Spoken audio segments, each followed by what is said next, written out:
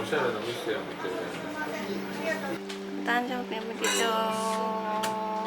はい、お誕生日コメントなんかください。はい。これからも可愛く長生きしてね。一緒に。おめでとう誕生日。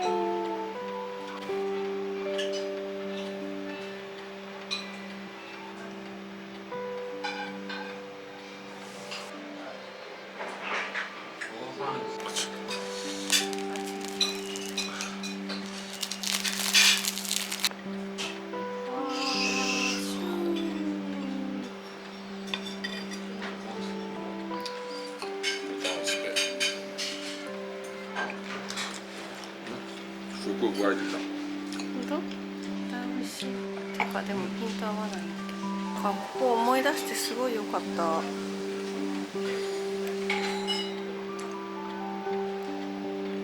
ご予約取れなかったですよね。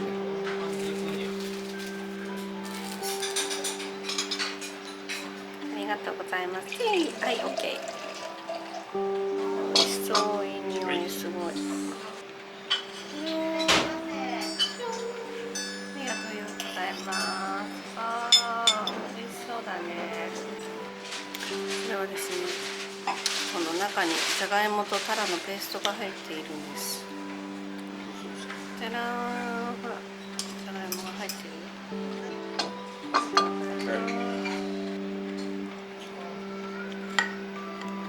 行く。とりあえずありがとうございます。じゃあ。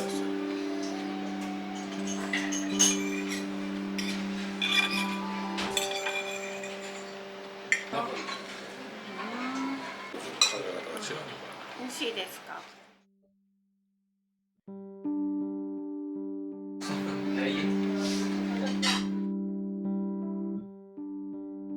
おい。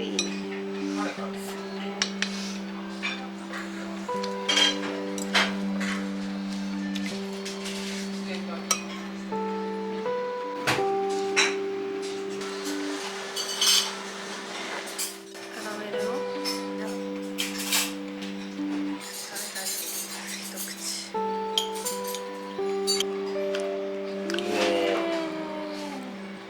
子供泣き出すかな。